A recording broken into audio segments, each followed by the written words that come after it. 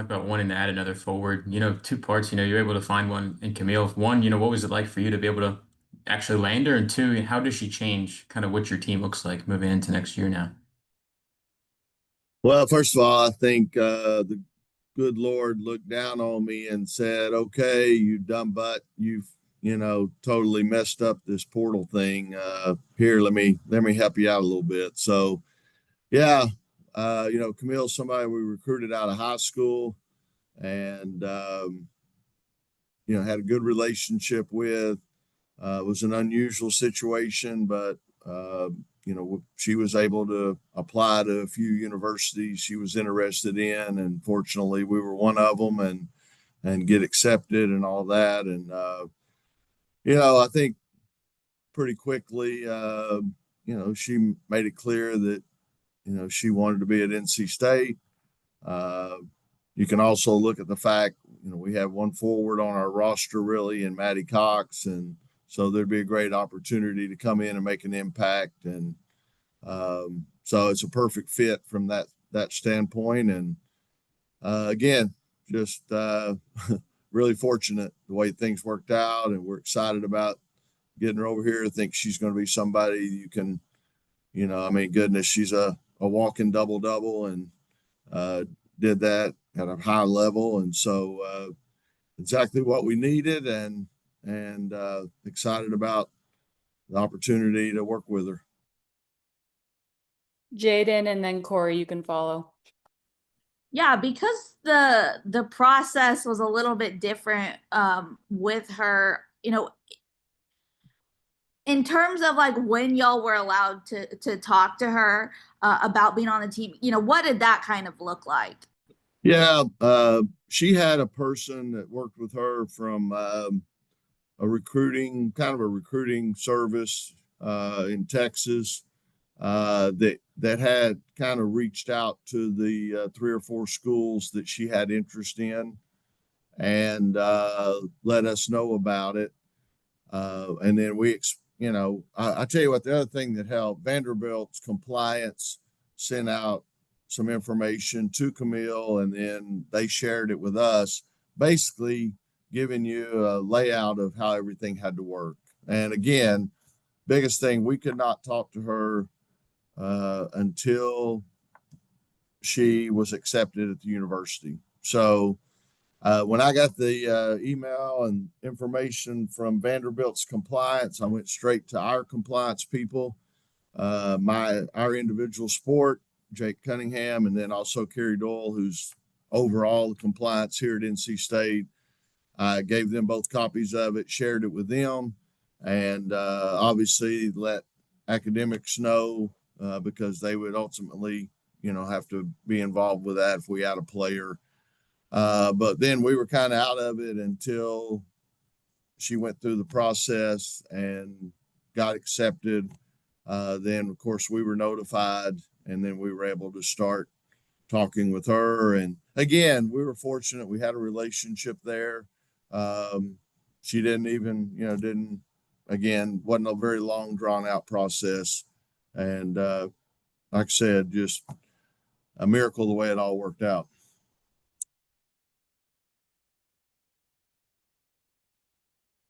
Coach, looking back before that as well, with you guys adding another piece, obviously, back from UConn, what was that process like, and how different was that for you? And then what have you seen from her early on too?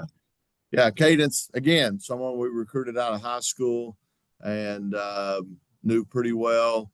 It's ironically, when she went in the portal, I tried to call. I had her old number. So I don't know that they even knew we had called initially. And she had some other schools that she was working with. Fortunately, they decided to let us in then, maybe a little bit late, and get a visit down here. And again, someone long, athletic, can shoot the three, great family. They all came down. She did come for a visit, and with all her family, she's got a lot of brothers and sisters, and they're all really good basketball players as well. Again, I think she just realized from a standpoint of, opportunity, but also the success our programs had.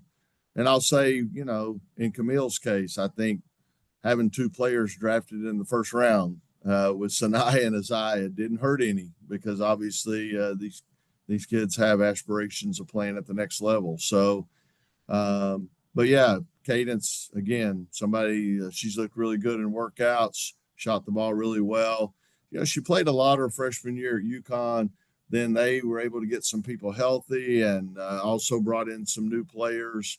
And so her role kind of changed. And so I just think she was looking for an opportunity. I've talked to Gino, had good things to say about her. Same way Vanderbilt, talked to Shea Ralph. So, we feel real good about where we are with them. And I think it's, like I said, we filled a couple of real needs, and I'm very comfortable at 11. For a while there, when we were at 9, I was getting ready to call Elliot and see if we could share the Pac-9 brand. Luckily, we didn't have to do that. So. And well, I want to ask you too. I mean, Cadence, going back to her freshman year, her best game so far, at the college level was against you guys. I mean, how much did y'all talk about that? And I guess how comfortable does she seem in Reynolds being back there now? Yeah, try to say, hey, you play really well in this building, So hopefully that'll carry over. Her parents, we joked about that when they came to the game. Obviously, it was early season game. For some reason, they wore red that day, both of them, her parents. And so the other Connecticut parents were giving them a really hard time about, what are you doing? But maybe it was a foreshadowing of things to come. Who knows? But I joked with Cadence. We recruited her out of high school. So one of the threes she hit right in front of our bench, she turned and yelled, boom. So I hope we get to hear a lot of boom this year. Mitchell, and then Noah, you can follow.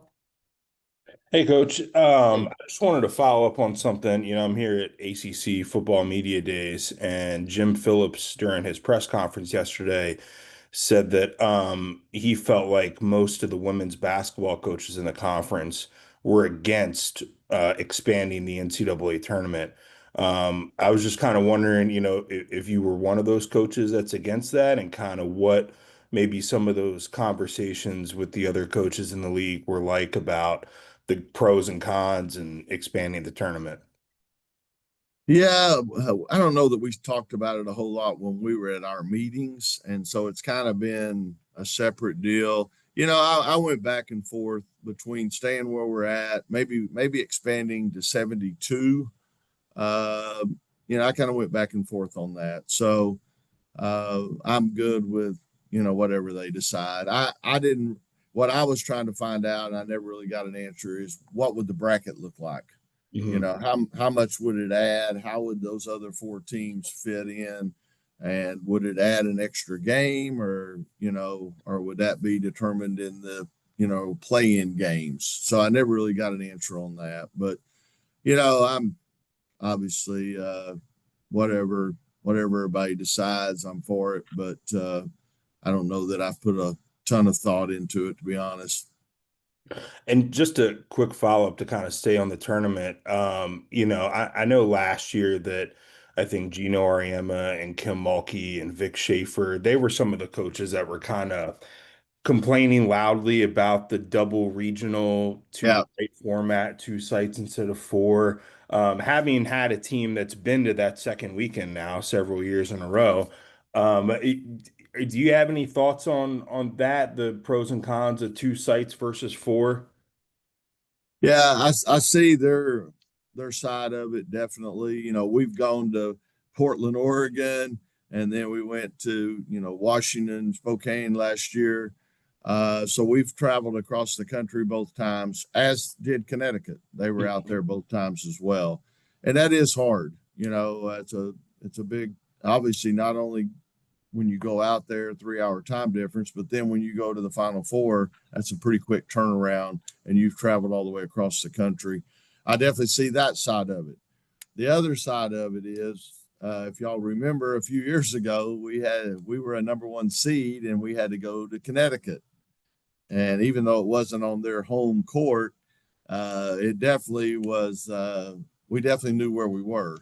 And obviously we lost in double overtime in a game that would send you to the Final Four. So that was a tough way to go. So I think 4 would probably be better, but I think maybe if there is, and I know it's based on seeding and stuff, but to me, if there's a local team, you don't let them play, real close to their campus. Maybe find a happy medium. You don't have to go all the way to Washington or whatever, but hey, let's at least make you get out of your home state. So I see both sides of it. Mm-hmm. Thanks, Coach. Uh-huh. Which when you look at Camille and the way she plays, what sticks out to you the most kind of when you see her on the basketball court in her game? Yeah, super athletic.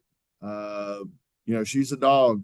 I thought when we lost to LSU in the Sweet 16, I felt like we were lacking a little bit of that, inside, getting boards, defending, things like that.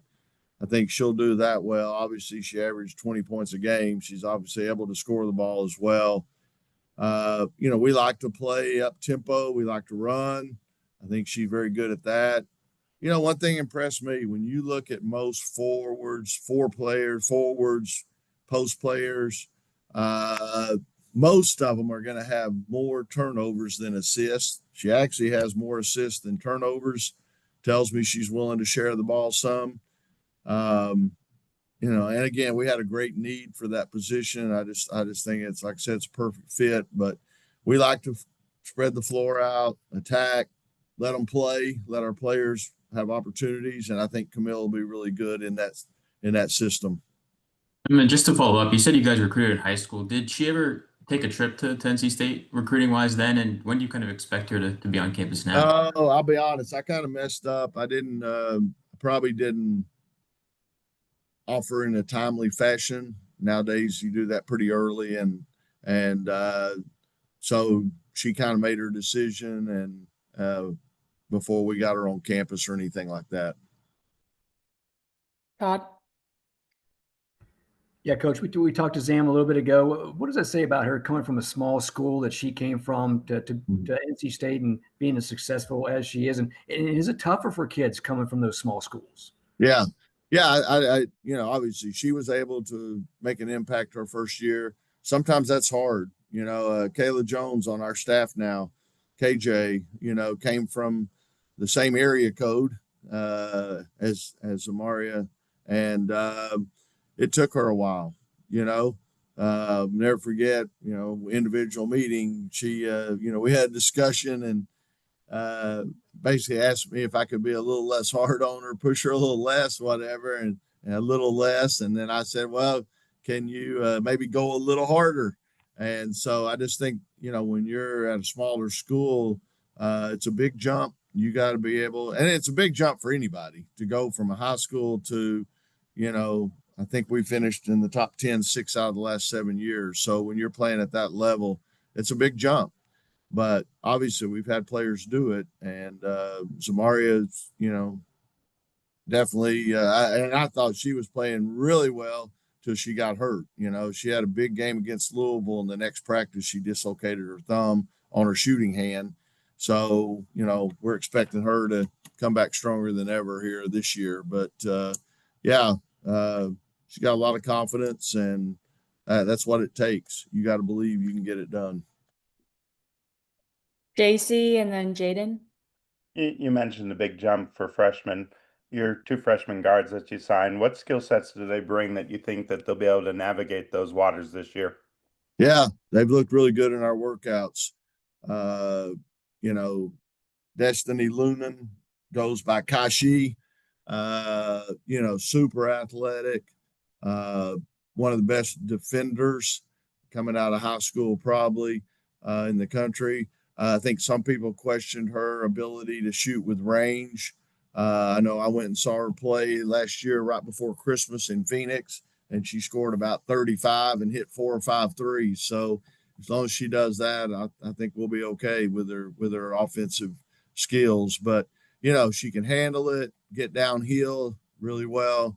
And like I said, I think she's very capable of knocking down the three as well. Adelaide, known her obviously being from the Winston-Salem area, I've known her for a long time. Just ability to score the ball. I think she's another player that changed her body, which I think that's always a big thing. We were talking about jumping from high school to college. I think a couple of years ago, she made a real commitment to not just the basketball training, but also the weight room, conditioning, all that. I know she was one of our top ones when we did a conditioning test a week or two ago. But both of them, I think have an opportunity to have the length to come in and contribute. And like I said, Adelaide can score at all three levels, shoot the three deep. Big thing with her is going to be guarding the ball. And big thing with Kashi is going to be shooting the ball. But I've seen great things from both of them in those areas. And so I think, they're going to make an impact.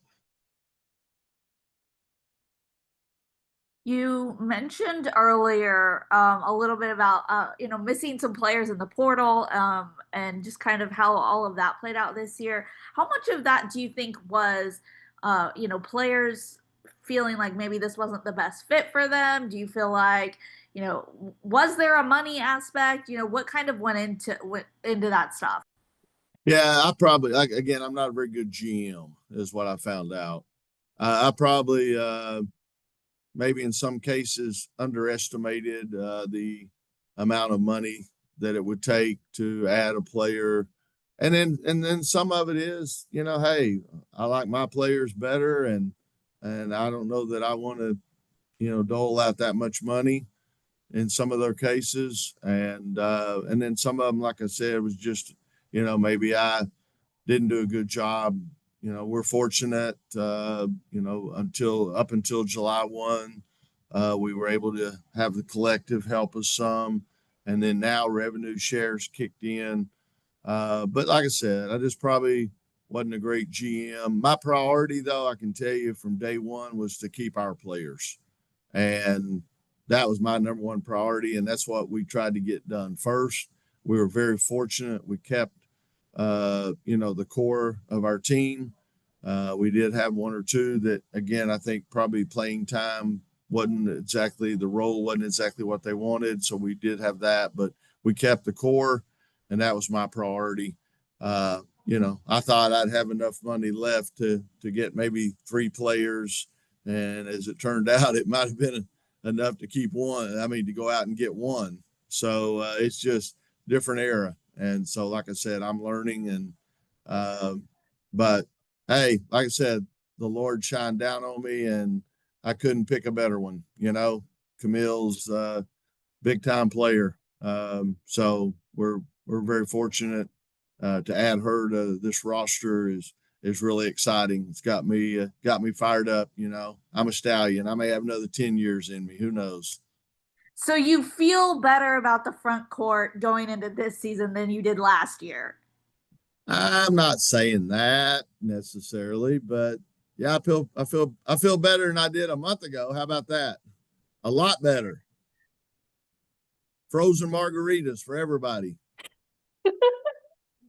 Okay, we'll go Rob and then Noah. Yeah, Wes, I have a two-part question, sir. Number one, the characteristics that players, as they navigate their college career, they have to have growth, development, expand their roles. What characteristics and traits do players need to have to do that? And do you think players like Jones, Awu, Trigger, they have those characteristics?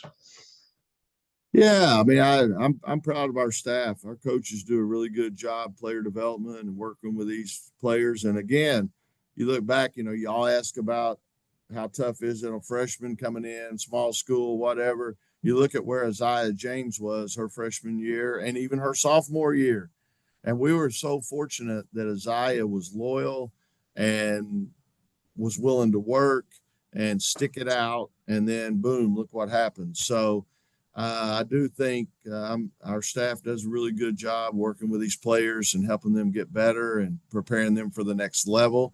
And that definitely helps in recruiting when players see that. Yeah, I think Tilda's shown great improvement.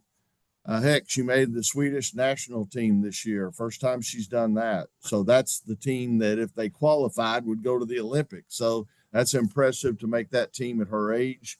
Now she's playing for the under 20 team. So she's over there all summer doing that. Lorena, again, hadn't been playing basketball that long. Seen great strides in her. We need to get her healthy. She's still hindered some by a knee. But hopefully we get her completely healed up. And I love her upside, just her body, her strength. And she's, athletic, can move with that same length. So that's good. And then who was the other one you mentioned? It's all players. You got Jones, you got Collier, and players like that. Yeah. Yeah. Again, just in all their cases, they got to want it. They got to work and put the time in. We can work with them, but they got to also have that drive. And we've been fortunate to have a lot of players that have that drive and want to get better. And my last question, sir, I think you mentioned this, the top 10, 6 of 7. I know it's Sweet 16 is something like that too. Do you ever talk about standard at NC State? And if you do, what type of conversations do you have? Do kids embrace standard and wanting to not just maintain it, but enhance it? Yeah, I hope so. I think our players, I'll be honest, most of our team was, pretty excited about the addition of Camille because they want to win. And they realized we needed some depth there. We needed some length, some athleticism. So, yeah, I think they all understand that. We've been very fortunate and have been on a good run, and we want to maintain that. And, what is it they say? When the tide rises, all the boats are lifted. Hopefully our tide keeps rising and everybody's boat gets lifted. Thank you, sir. Mm-hmm. You mentioned a couple of times you're not a great GM. Football and men's basketball both have hired GMs in the past few years. Is that something you've thought about or talked to Bill about adding to your staff? Yeah, I don't know. I think football, definitely you got to have a GM. You got potentially 105 guys on scholarship, and then the financial standpoint of staying under the cap and what you can afford to spend at certain positions, I can't even imagine. So I think definitely you got to have a GM there. But I think at any of our sports, at the end of the day, the head coach has to make a decision. You know what you have to work with, and you got to figure out, as best you can, try to do what's fair, but also trying to be true to your team as far as being the best you can be. So, I think at the end of the day, in our situation, the head coach has to make the final decision of how it all fits. You can say a GM's doing that, but at the end of the day, the head coach, is the one. What is it? Parcells used to say, if you're going to ask me to coach the team, cook the dinner, you ought to let me buy the groceries. At some point, you're going to have to make those decisions. So, we kind of do it as a staff and talk those things out. JC? So this is more of a big picture question about team takeover. I believe you've now had 3 players maybe between Jakaya and Mimi and now Samuels. Obviously, their NC State men's program has recruited that program actively. Yeah. Is there a commonality that you see when you get players from the DMV or just a certain toughness about them? Well, there's great, first of all, there's great talent in the DMV, and then there's also great talent in Team Takeover. They do an awesome job. I was in Chicago this weekend, and in I think maybe the game to go to the Final Four, they won that game. It was unbelievable back and forth game against the Tennessee Flight, who has a lot of talent as well. But yeah, those coaches have been really good to us. And, as you mentioned, Jakia and now to add Cadence, I guess Mimi played for him as well. Mimi, of course, was at a couple other schools before we got her, but, again, there's great talent up there, and Team Takeover is very well ran, organized, well coached. So when they do come to college, they're prepared. All right. It looks like no one else has any other questions. Thank you, Coach, and thank you everyone for jumping on. I know it's a busy time of year with football coming up, so I appreciate y'all. So, the great thing is I did go out to celebrate last week and played golf. And then when I hit a bad shot, I just say, that's okay. We got Camille. So, it'll all work out.